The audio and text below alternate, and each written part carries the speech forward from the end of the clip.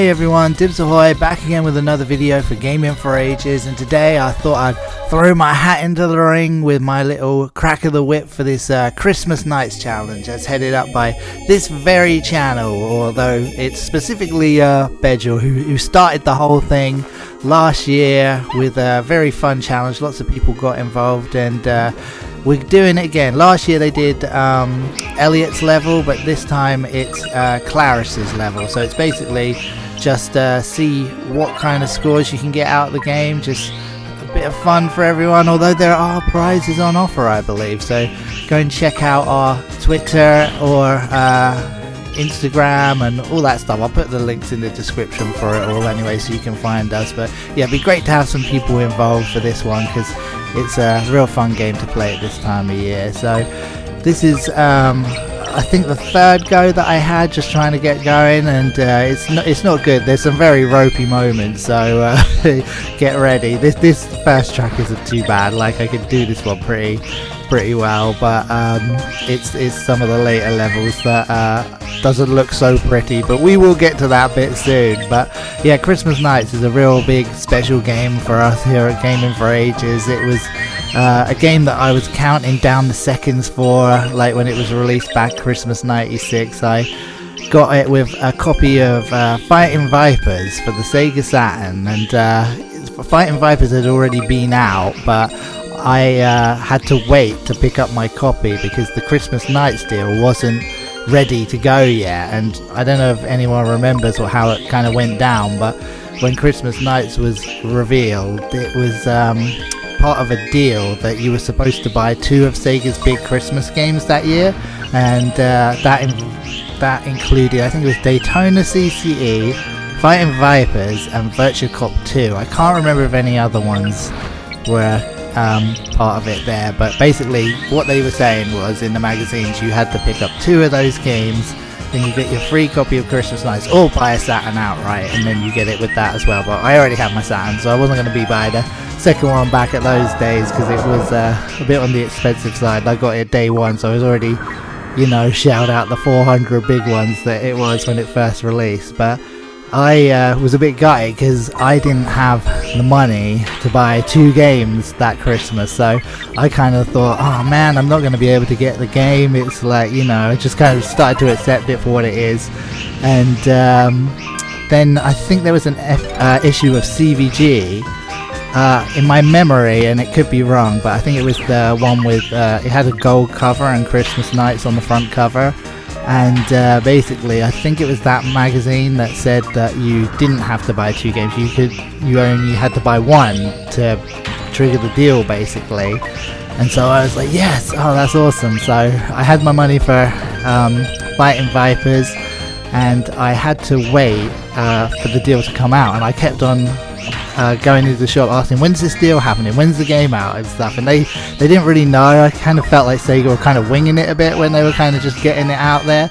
But this day did actually come. I think it was no, I can't actually remember what day it was, but the manager guy there, he started giving me a hard time because I turned up and I could see the box of them behind the counter, and he started going like, oh, we're not giving them out yet and all this stuff. And like, I don't know if you've seen our other videos, but I say he looks like the villain who drove the Juggernaut in the Knight Rider episode Night of the Juggernaut. He looked just like him in my mind, and so whenever I picture this now, I always see that dude.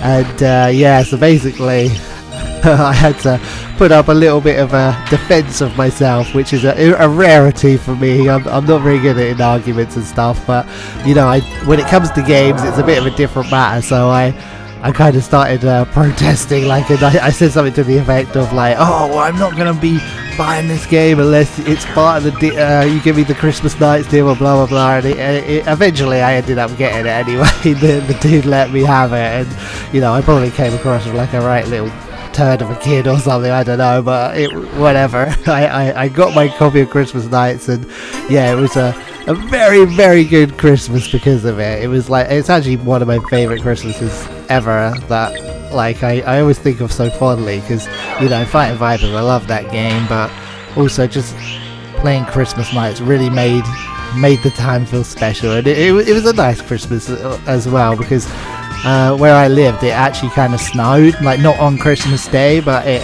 snowed around that kind of time, and me and my friends, like, you know, went out and partook in all the Christmas festivities and things like that. And then I remember this random night we just went trekking out across these fields into the middle of nowhere because of it was so light because of the moon reflecting off the snow and stuff, and you could just see everything going on. We just like lay in the middle of this field, like doing the snow angels and all this kind of stuff. That's seriously the dumb stuff you do when you're teenagers.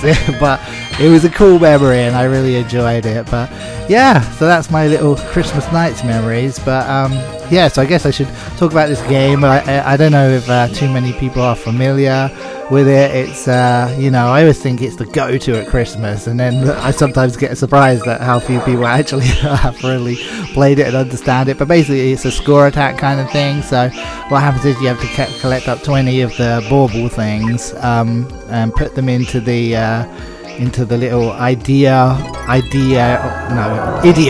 that's it, Idea Palace thing, whatever you call it, and then use the rest of the time to get your score up. So you have to just make sure you get back to the final, it's like a cake, isn't it, in this one, before the time runs out, and just utilize as much time as you can to basically rack your score up. So that was me just popping the 20 baubles into the machine thing there, and now basically I've got the 86 seconds there to use to try and get a score. So that's kind of how it works. It's like a score attack base, so it's all these things like the links and stuff, it all racks up your score, and there's various different methods and things as well. There's a ribbon you get, which is the yellow thing that comes out the back of your, like you might have seen just a minute ago.